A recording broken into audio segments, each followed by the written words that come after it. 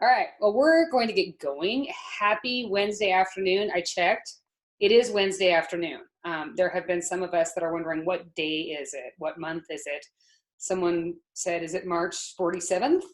No, it's actually April 52nd right now. For those of you I haven't met, my name is Kari Anderson. I own a consulting practice called Insight Consulting. It's spelled that way on purpose, in case you're wondering. It's snowing in Tetonia, Idaho right now, and so I'm really bummed because we can't ski, but that's okay. I'm here with you instead. When Amy Little and Evan Bask and I were talking about topics that were top of mind for some of our nonprofit constituents in Idaho, one of the pieces and parts that has come up is, hey, we're at home and we weren't planning on being at home. We had 17 hot seconds to get out of our office and all of a sudden work remotely. And because we can't do some of the things that we are used to doing in the office, whether you're an executive director or whether you are a program director, maybe you're in charge of fundraising, we are wondering what the heck to do with our extra time. I haven't had any. For those of you who've been baking wonderful things and posting pictures on social media, I haven't yet been able to join that party. I've been busy with a little bit of work. So I'm hoping that that might be a thing for me in the next couple days. However, this call today is about what you can do with extra time that will really help you and put you in a position of strength and frankly, put you in a position of control when we get back to the office, right? Whenever that is. So I'm appreciative of you joining me. For those of you that are new, here's how this works. I do not have you all on my screen on purpose. I'd be admiring hairstyles or what you're wearing. I also don't have the ability for you to talk to me. I have you all muted, but I do have the ability for you to ask me questions in the Q&A, and all of you will have the opportunity to raise your hand with certain questions that I'll be asking you, because it gives me an idea as to how much time we should be spending on a topic. So that's the deal, and we're going to roll. So here is our agenda for the day. I've not been through a pandemic before, just wanted to let you know. I'm not aged enough to have been through Spanish flu, but I have worked as an executive director during 9/11. I have worked as an executive director during the recession. And one of the things that has struck me is that we run so quickly in this sector, especially if you're a generalist and if you don't have a lot of staff. And times to pause are few and far between. We have a forced time to pause right now for many of us. And I always have a running to-do list, at least I did when I was in the sector, of things that I would like more time to be able to dig into. And the big topics that I continue to hear from and people are telling me is, hey, we need to figure out our cash position. We need to figure out how we diversify revenue streams. We need to figure out how to put our programs online. We need to finally get around to addressing burnout. Add to this list for your nonprofit. So today we're really going to talk about how we take the time to think about bigger picture items that impact you. My guess is some of these were impacting you prior to us needing to close business temporarily. And then there are some additional administrative projects, the unsexy pieces, that are just so important to be able to give you bench strength. And it doesn't matter whether you're in Bonner County or whether you're in Nez Perce County or whether you're in Ada County or what town you're in, right? What metropolitan size you have. There's always administrative pieces that just aren't so fun, that are so important to the work you do. So those are the two big pieces we'll be talking through today. So some of you, again, have been with me, right? You've heard this, but I'm going to preach it again. You can't do anything right now until you're taking care of yourself and your people, right? If you've got people, you're taking care of your donors, and that doesn't mean asking in that same phone call, right? And if we do those things, we can take care of the organization. So if we haven't taken care of ourselves, folks, that's your first list, right? If we haven't reached out to our donors yet, EDs, this would be a fabulous time for you to check in with your development staff. First of all, to see how you can help with this. And second, to make sure that these calls are getting made. These calls are not, oh, George and Henrietta, will you please give us money? It's, George and Henrietta, how are you doing? Right? How is your health? How have you been impacted by this? What care and support can we offer during this time? And then we can get to the spirit and morale of our organization and talk about net revenues. So there's that. So here's what I'm seeing, right? I had mentioned a little bit of this, and let me go ahead and just dig into this a little deeper. So these are our big pieces. We're pinched right now with money across the board, right? I've participated in 7 state association surveys, just in terms of what are we looking at in terms of problems, and we've got some cash issues for sure. We have some organizations that have cash, but it is totally locked up in terms of restricted program funding, right? We have significant issues right now because of our offices being closed on our ability to be able to deliver on our programs. And most times our programs are directly impacted to how we can actually deliver on mission, right? In case we weren't worried about burnout before, we're focusing on it now, right? And the added layer is isolation that goes along with this. And the other big thing that I'm hearing is, so we haven't been telling our story well, or we've only been telling it in one vehicle, right? Our executive director, sorry, execs, I'm going to bust on you because, again, guilty is charged here. We've not done a great job of taking advantage of speaking opportunities, presentation opportunities, to be able to tell our story. And we know that great fundraising stems from great organizational storytelling. So here are some of the pieces that I would like you to consider. If we've got extra time on our hands, these might be a topic or topics that you and your team decide to delve into when you are working together with how do we spend these extra chunks of time, right? So this is a little frightening stat. This kind of goes along with our lack of funds. Currently, only 20% of nonprofit funding in the US is unrestricted. I'd like you to think really quickly, how much of your funding is unrestricted? Okay. So this is the time for you to shove this in the Q&A. Do you know off the top of your head approximately how much of your annual fundraising or earned income or program revenues, how much of it's unrestricted? How much of it is fungible, meaning you can move it around to take care of whatever you need to handle, whether it's in times of health or whether it's in times of crisis. Pull out your calculators if you need to. I'd love to have a number, right? So here's the deal. If you're grant funded, most nonprofits have grants that dictate that those funds are put directly towards a program or a project.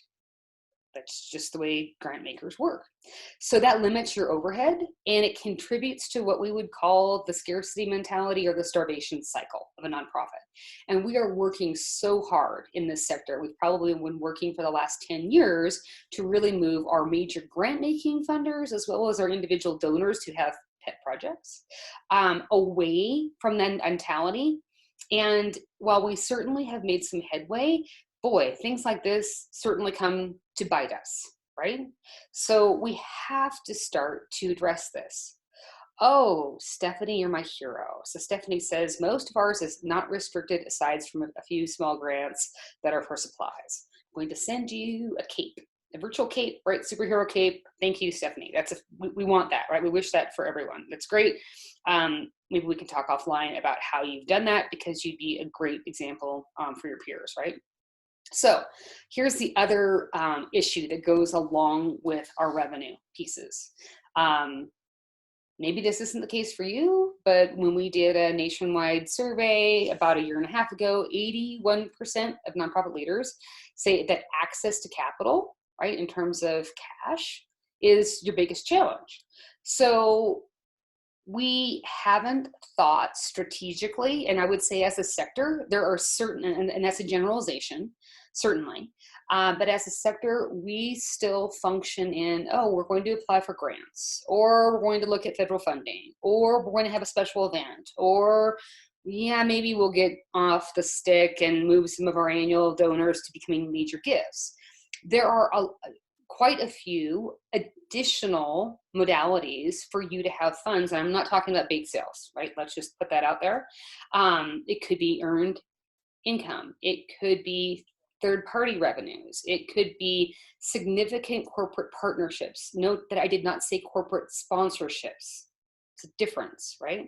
The big opportunity, I think, for your group right now is to be looking at your current fundraising revenues or other revenues that help to build your annual budget, to be able to say, so what's our current mix and what do we like about that and what do we not?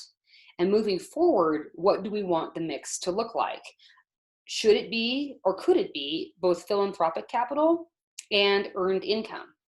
Every single one of you, your business model is different.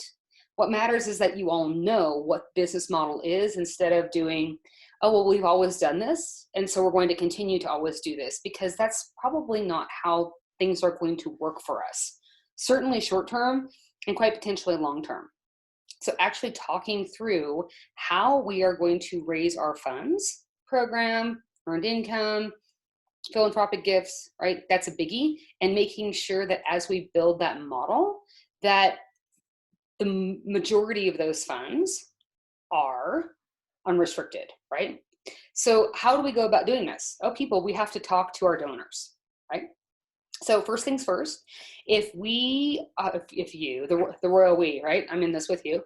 If we are funded significantly by grant makers, then we ought be on the phone with them. First of all, checking in to see how they're doing. Again, this probably has impacted them as well. Secondly, to make sure they know what your plan is right now, right? Again, they've invested in you as a donor. There's probably a program report that's due. If you're unable to deliver on program, they should know that. And this starts the larger conversation with them as to what do we need to do to build a different working relationship?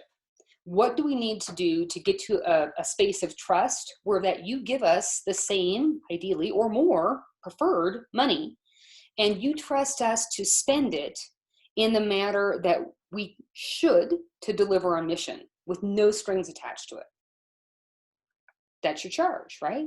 It would be the same charge with any individual donor or corporate partner that has put restrictions on how you choose to fund or how you choose to spend their money, right? And the second piece in terms of solution is just a commitment to a diversified revenue stream, so that should you have pieces and parts that are restricted, that they do not comprise the bulk of your budget.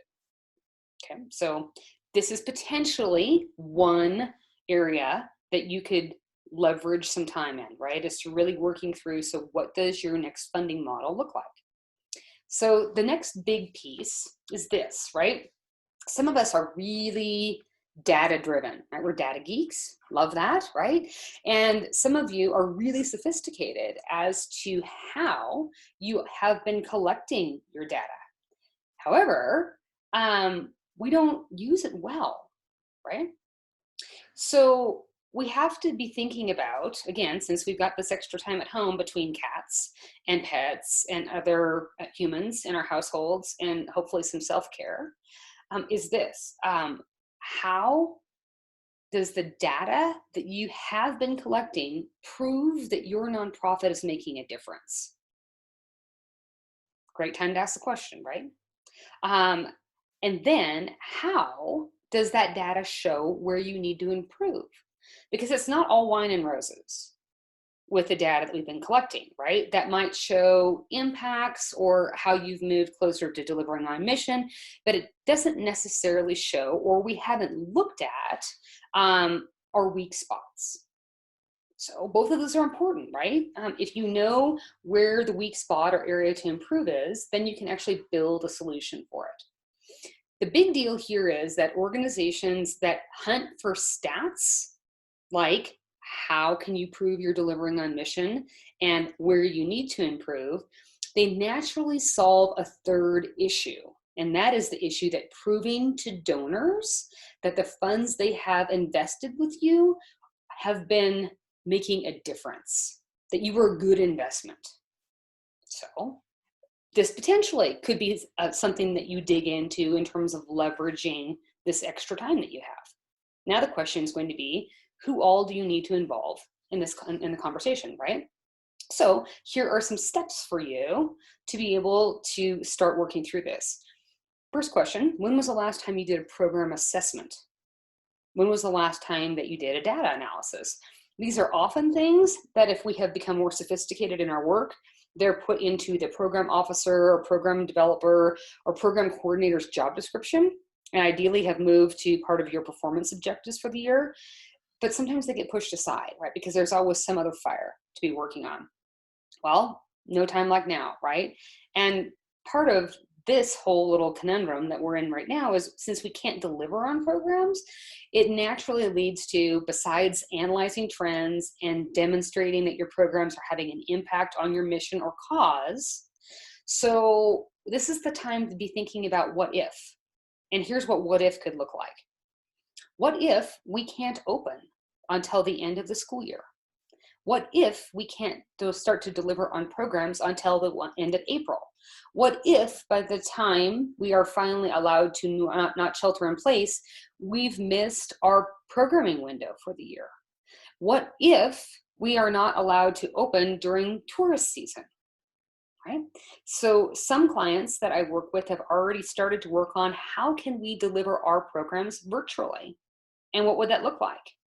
And rather than, taking, all programs at once and completely overwhelming, they've been very clear about which programs are truly making an impact on our mission or cause and are absolutely critical for the work that we do.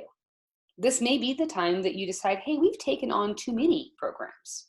We've taken on too many pet projects, and some decisions will need to be made about, do we shed any of these? Do we need to augment them in order for them to be of value? Do we need to shelve them until our situation or roadmap is clear? Those are all great conversations to have, and you have the time to be able to do it, right? So, anyone? Love to see hands. If I don't see hands, I might think you're lying to me. Anyone having an issue with burnout in their office before we all went on this little forced sabbatical? Okay, well, I'm so pleased to know that, there we go. Someone's being honest. Again, I'll send a cape in the mail. Oh, 2 people are being honest. Excellent, right? Folks, I felt it. Right? I mean, I've worked for large national organizations, and I've worked for small organizations, and this is a big thing. And it's a big thing for leaders to be able to address and be able to own and be able to help work through, right? Where we see this happening most, and I'll tell you, this is a lonely spot to be in. Sorry, I'm sure a cat hair on my nose, excuse me. And again, unabashed fan of the work that you do. And I will always consider myself a lapsed executive director, since that was my title, right, for so long. I happen to think that working in this sector is the best possible place you can be in the world. Unabashed fan of the work we do. I also happen to think the role of an executive director is the best role that I have ever had, although I love my consultant jam, right? I loved being an ED. I will also tell you that that was one of the loneliest jobs I ever had, because the whole admitting to people that you're tired, or the admitting to people that you're nervous, or the admitting to people that you don't feel like this is your skill set. Some of our nonprofits haven't set the stage for us to have authentic conversations about how to work through this. And it's certainly difficult to go to your board, especially if you're having a somewhat cantankerous relationship with your board chair, to admit that you need some help, right? So it puts us in this really tricky spot. Burnout is elevated even more for founders and executive directors, because we tend to carry, right or wrong, the weight of the organization on our shoulders, right? It's a tough spot for us to be in. So a solution is to begin to admit that leading collaboratively is a good idea, right? And it sounds somewhat oxymoronic, but really the crux of this is we have to get over our delegation issues. And man, I had an issue with that when I was an executive director. I hoarded projects, and that ended up minimizing staff, right? It certainly marginalized some of my staff. So what does this look like? Again, we have to take care of ourselves, and that means modeling for your team. So again, I'll bust on myself. I know that I function best in the morning as a human. I'm a morning person, always have been. I do my best work in the morning. I also know that's when I should work out, because in the work we do, oftentimes there is a late afternoon meeting that pops up, or there is a donor event we should be at, or there is a Rotary dinner, or there is an event honoring a colleague right after work, and we should be there.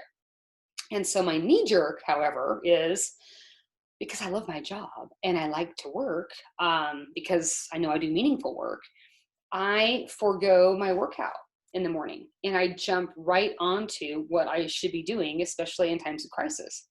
Well, that doesn't help me at all. I can assure you, if my husband walked in the room right now, he said, "Oh, doesn't help us either," right? So magnify that when you have staff or kids, or other volunteers that your role is to lead. So I have made a commitment to myself during my time of being at home, that I need to develop a different habit with regard to some of my self-care, because then I can be a good example and model for my clients, right? That's a challenge for you as well. So execs, here's another solution with regard to the burnout. I don't know whether this has happened to any of you. I'll give the example. You can wave your hand.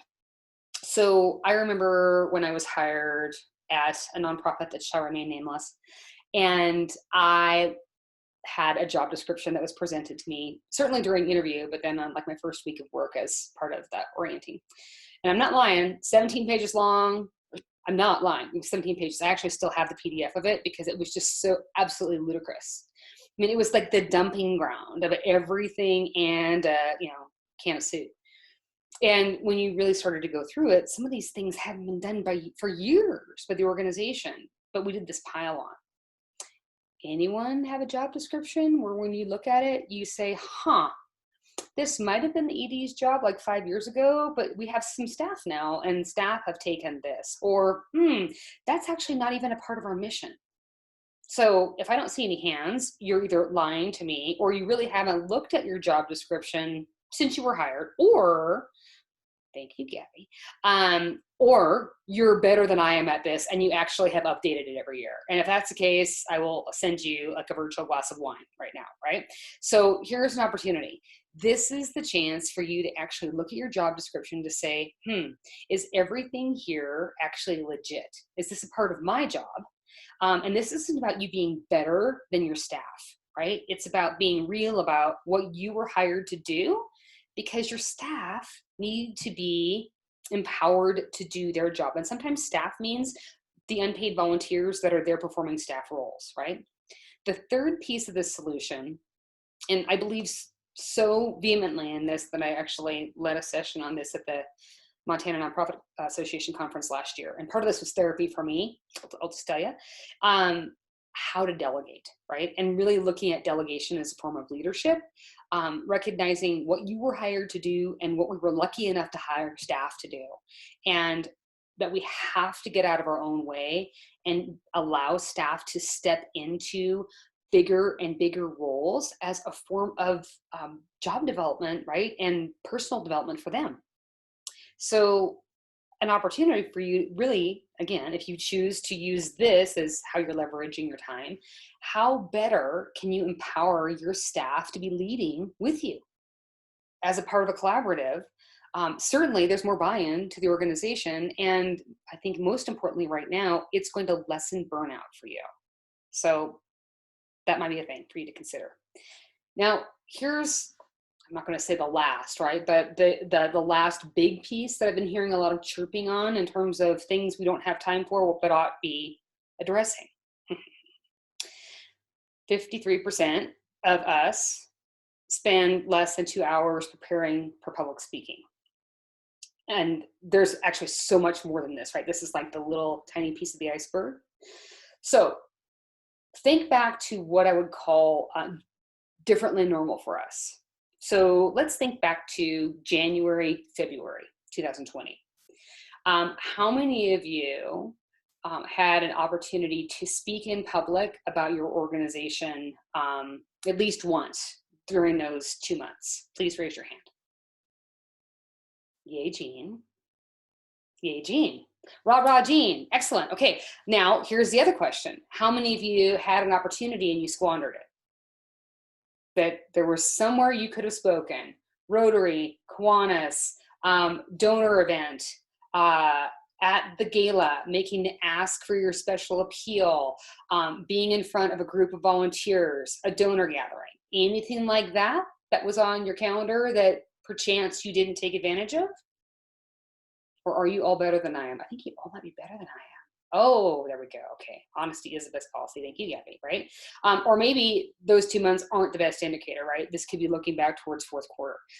This is the bigger issue with regard to this, right? So what we know from stats is, I'm going to read these to you because they were a little horrifying to me.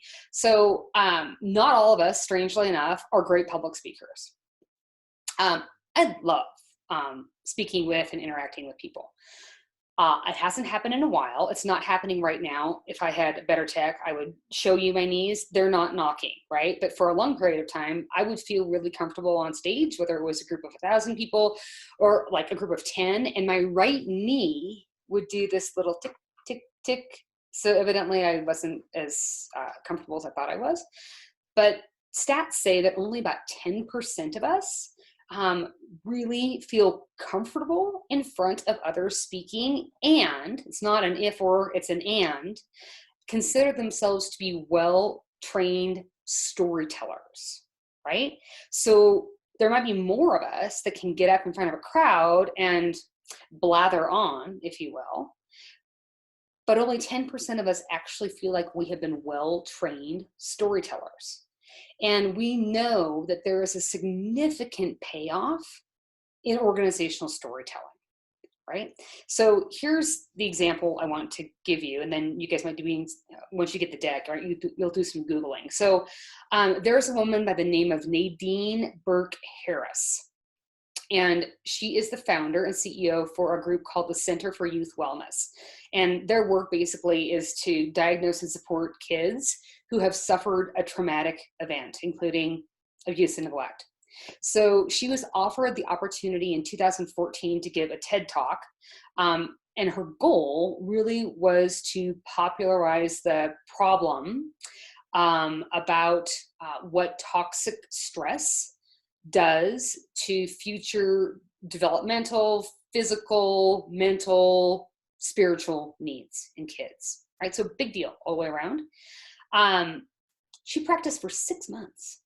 6 months for the TED Talk. Now, for those of you that have gone through TEDx, and we have it in Spokane, and I've seen the process, it's not just that it's a good idea to practice for 6 months. They actually have an application system, and they have mandatory practices because they want to make sure that you're set up for success. Am I telling you that for every speech that you give, right, it's 6 months of practice? No. It's, do we actually even have a story to tell? And have we challenged ourselves to make sure we're telling it as often as we can to as many mediums as we can? And executive director, this is your job, right? So we have many, if you're the ED, certainly if we're lucky enough to have a communications director, they're involved with this, right? They're another voice. Certainly, if you are in the business of fundraising for the organization, we are chief storytellers for the organization as well. And stories now can be shared on so many different mediums, right? Social media, newsletter, annual report, in person, right? Donor events, Kiwanis, Rotary, your galas. But we haven't taken the time to actually write the stories, right?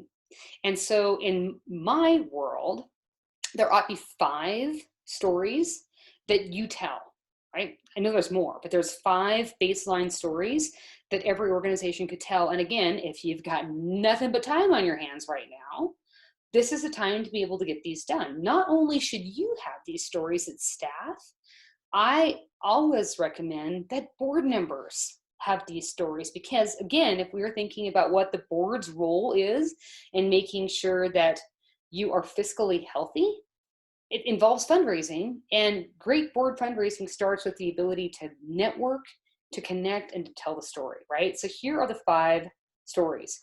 Everyone should know the origin story for your nonprofit. And oh, folks, the origin story doesn't differ, right? It's the same story. It's not like a, well, here's my version and here's your version. And no, this is actually how our nonprofit was formed. There's one origin story. And part of this exercise helps if you don't have this information, if it's in someone's head in terms of institutional knowledge, now's the time to be able to get it out of someone's head, right? It's also good risk management for your organization. The second story is your personal story. Why are you involved with this organization? And everyone has a different story. And so many of these will make you weep, right? They're just really, really impactful. And it's important for us to have those down. The third story is how your nonprofit helps to overcome adversity. What's your skin in the game in helping those you serve overcome adversity?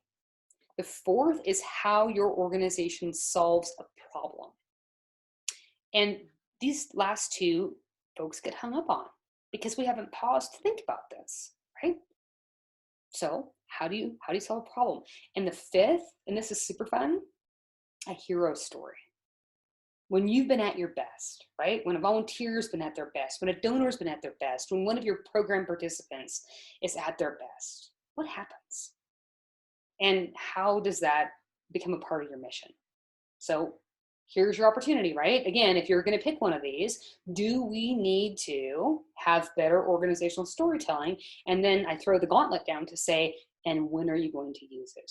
And ideally, executive director, when are you going to be out with people? I know you can't plan that now, right?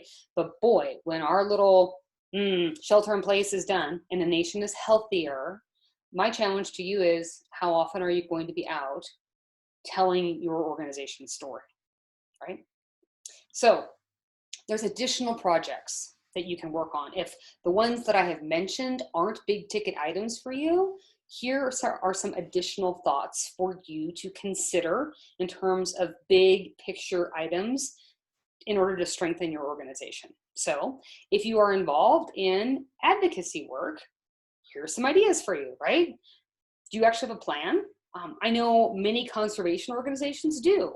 Many organizations that are involved in health and human services do. Some of us don't have a need to advocate. Some of us don't have the need to lobby, so we don't have to work on this. But if you do, then you would have position statements that might need to be freshened. And it probably is high time for us to pick up the phone. Again, our elected officials are somewhat stuck as well.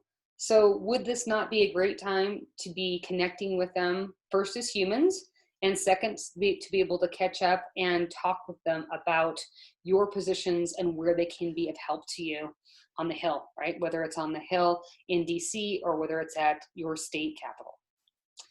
With regard to volunteers, all of us have them. Most of us don't use them well. Why? Again, we've been a little reactive and we haven't had time to put together plans so that they can actually come in and add value. I know for me, there's nothing worse than having time that I want to volunteer to an organization and I come in and they have nothing for me to do, or there's no one who's willing to train me. There's no documents or binders or manuals that I can follow along with because I'm a good self-starter. And then I'm never thanked if there's actually something for me to do. So great time to be thinking about how could we use volunteers differently. I'm not sure how it's working in your particular markets, but I'm getting emails all the time from the Community Foundation in Jackson talking about volunteer opportunities because we still have places that are essential and people need help. I know there are a ton of volunteer opportunities available in the Boise market and in Spokane right now, right? So this is a time to be able to look at this to say, do we need some help? Right? And if we've gotten better with our volunteers, but maybe not so great as to how we recognize them, now might be the time to actually formalize what that looks like for you. And this looks different for every organization, and it does not need to cost anything. Right? A phone call, a thank you note, a mention from the podium, those are all free and meaningful. So nowhere in here am I saying you need to spend money on this. So if you've got this handled, maybe we take a peek at board development in terms of leveraging time. I am not going to tell you how many clients, board members have canceled board meetings in March and April this year when, oh, folks, we need that board together more than ever right now, right? To plan, to support the executive director, to pivot, right? To prioritize. And yeah, if you're not up on tech right now, that means a conference call. If you need to learn tech, this is the time to do it, right? There's still board work to be done, even in times of chaos, especially in times of chaos. And my guess is there might be some things on this list that we could be leaning into in terms of leveraging time. When was the last time the bylaws were reviewed or updated? Has the board done a self-evaluation? No time like the present. Do we actually have a formalized board orientation? And heads up, folks, a board orientation is not handing someone your board manual or giving them the link to the Google Drive and saying, hey, everything you need is there. No, it's actually an agenda and players in a part of the board orientation. You can still orient people. You can do it virtually, right? You don't have to wait until we can actually meet again. If your board manual is dusty, right? Stayed, maybe out of date. It's a time for us to be able to make sure all of the paperwork that a board member needs in terms of being responsible for risk management, for legal and financial risk management practices are there. If we have not created an annual calendar of board meetings, this would be a time to do it. If we have not set our board committee meetings, great time to be working with your board committee chairs. If you don't have a board retreat date on the calendar for 2020, your people have nothing but time too, right? Send a doodle poll right now. And if we don't have a current strategic plan in place, or if we need to pivot on our current strategic plan, we can also get a date on the calendar for that as well. And for those of you, it's so good that I can't see your eyes, because I'm going to guess that a couple of you are rolling eyes going, there's no way we're going to have a board retreat via Zoom, or there's no way we're going to do strategic planning via Zoom. Yes, you are. Right? I mean, yes, you are. And I'll give you an example of how this is working right now. So I'm not suggesting that a board needs to be on an 8-hour Zoom call. That makes me want to vomit a little bit too. That's just not going to work. But what I have done with a client, and it worked out fabulously, is we chunked their 8-hour board retreat into 4 2-hour sections, right? And we made the agenda, we tweaked it, right, so that it could fit that. You still have the ability to break out into groups via Zoom, got Zoom rooms and chat rooms, and people can still work in small groups that way, and then they come all back together and can talk, right? So is it just like in person? No. Does it work? Certainly, right? Does it take a little while to work the kinks out? Oh yeah, right? But this is a time for you to be able to be digging into that and figuring out how it works. Last couple pieces, again, for you to consider. It's like a smorgasbord. You get to pick, right? In case you're wondering, what should I do? We got lots. So again, if you are a one-man shop, one-woman shop, or in case you are lucky enough to have an ops director or an HR staff person, here might be some opportunities for them to dig into. Do we actually have all of our organizational policies and procedures, and have they been updated recently, right? Some of that could look like this. Do we actually have a telecommuting policy? We may want to write one. Do we have an attendance policy? Again, we can't micromanage our staff from afar. So having policies as to, so what does attendance mean? Do we have a social media policy?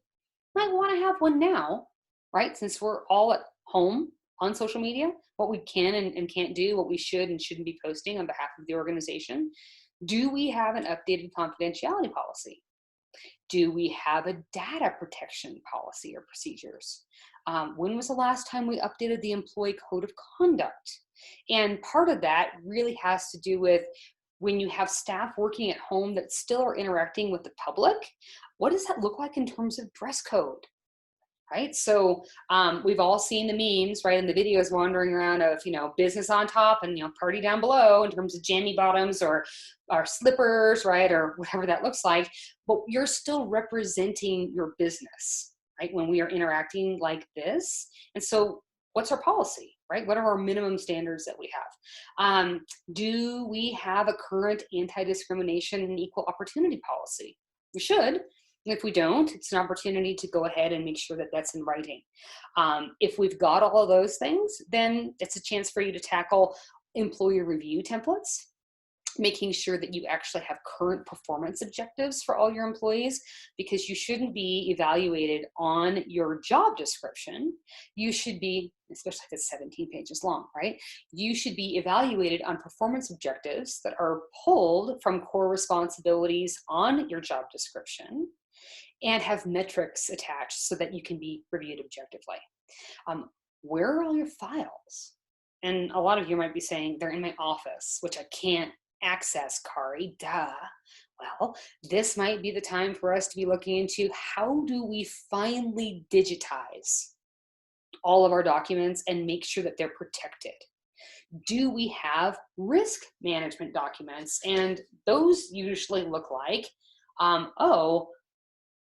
a document that lists how to access the server, who our attorney is, where we bank, who has access, what happens, right? It used to be called bus proofing, but now it looks like emergency succession planning. Do we actually have those documents in place? And if not, well, this is the time for us to be able to tackle that. Last but not least, but boy, super important as we work from home, right, is all of our tech. And that can look like, what platforms are we currently using at the office that we can or can't use from home? Are there additional platforms that we may want to consider in order to make us more efficient? Do we need something like Slack or Basecamp with different, we call them channels, right, for different subjects so that people don't get lost in email when we're working on projects? How do we ensure that we have high-speed internet for everyone who's working from home? That's a key piece for all of us, and it might involve some money being spent by the organization. And if you can't invest in that because we don't have resources, or the employee lives in a space like me that does not have high-speed internet, then what concessions are we going to make, and how do we spell that out to the employee so that we have parity, right? This is the chance to be able to look at what we need for updated technology. I think many of you know about TechSoup, right? TechSoup is a wonderful organization that offers discounts to nonprofits on software and sometimes hardware. Again, I'm not a huge fan of writing grants, and certainly writing grants for things that are restricted. I am a huge fan of writing grants for organizational capacity building and for making sure that you have the technology, tools, supplies, and infrastructure to do your job, right? And the fourth piece that probably needs some work is the donor database. Like, number one, do we have one? Number two, do we use it? And number three, do we have a minimum baseline of expectations in terms of what kind of information we enter in there, right? So those are a couple of pieces. Oh, Ashton, hey, I'm reading your little comment right now. Hang on, let me get to it. Okay. Let me read this whole thing. You manage the operations team, excellent. They want work, and so you're delegating random work and self-care, and you want to be productive. Okay, so great question and great comments. Here's the deal, and I'm going to answer all that here in a second. This is a time of unknown, right, for all of us. And we have this random space where we know that we still need to be productive for our employer if we're fortunate enough to be being paid, right? But at the same juncture, there's a lot of us that just don't function well with chaos. And chaos can mean unknown at work. Chaos could mean, oh my heavens, I now have all of my dogs at home because there's no such thing as doggy daycare, and I have 3 kids and I have a spouse at home, right? That could be chaos. Getting on the phone and having regular structured time with your team is really important, right? So there ought to be at least a team, check-in every day, and then individual check-ins. And for you as a group to make decisions on what we're going to move forward this week, the next 2 weeks, this month, right? Folks, it's not going to be your entire strategic plan. We know that, right? So you'll make some decisions with input from them, Ashton, as to what's the most important.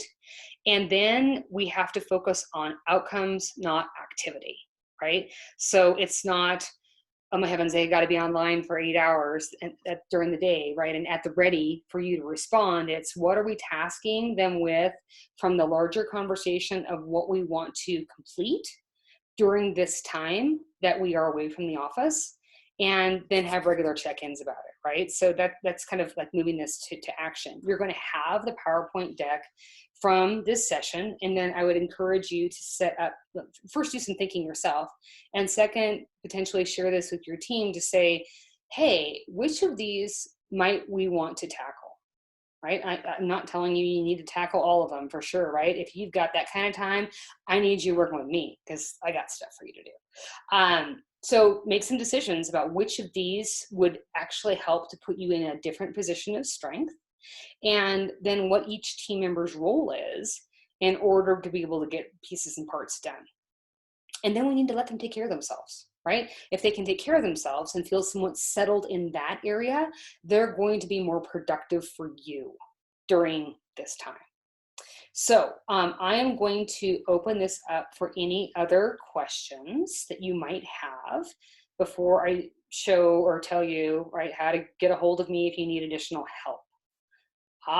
Yay, Evan, right? So in case everyone doesn't see that, Evan says there's a company offering 90-day free VPN access for businesses and orgs impacted by COVID-19. And Evan has the link on the Idaho Nonprofits website, right? So that's excellent. Any of the rest of you have a comment or I have no time and your list, Kari, has just overwhelmed me and now I need to go eat an entire batch of chocolate chip cookie dough. Anyone? Okay, so as you think about where else I might be helpful right now, this is how you find me. So for those of you that have been through this jam with me, you can go ahead and sign off. For those of you who haven't, here's the deal. So you can find me on my website. You can find me via email. You can find me via my phone. I will be sending you, after we're done here, a follow-up email with a couple different links to my calendar. And those calendar links get you time on my schedule for free, right? So one of the links is, hey, I need hot help yesterday with something that's impacting us because of COVID-19, right? Half an hour calls, you can schedule as many as you need to. The other link is, hey, you know what? We're doing okay right now. And Kari, I don't need you, but eventually we'll potentially need you as a sounding board. Every Monday, I save time for nonprofits for half-hour calls, and I call it nonprofit therapy for a reason, because it's kind of like therapy. And you can talk about anything, right? How to negotiate a raise, how to fire a board member, how to blow up your fund development plan, if you want me to review a speech, whatever that is, right? There's a link for you. So you'll be getting an email from me after this session with that information. Evan will be sending out, as she always does, this webinar link. So in case this was so scintillating, you want to watch it again, right? You've got that. And you'll also have a link to the PowerPoint deck. And as we get ready to sign off today, because I'm not seeing any additional questions, and you guys can always hit me offline with additional thoughts that you might have. I'm so appreciative of the work that you always do, right, every day. And I'm even more appreciative and humbled for what you guys are doing now. I've had the luxury of working at home for the last 5 years. And so I have all my systems and I have all of the resources I need to do my work, and my work is helping you. And I recognize that for some of you, this is brand new uncharted territory. And please know how much I appreciate the work that you're doing, not only for yourself and your teams right now, but for your families and for the sector. So I hope that you have a wonderful afternoon, and I will be back again on Friday talking about self-care. So have a lovely, lovely afternoon and stay safe out there.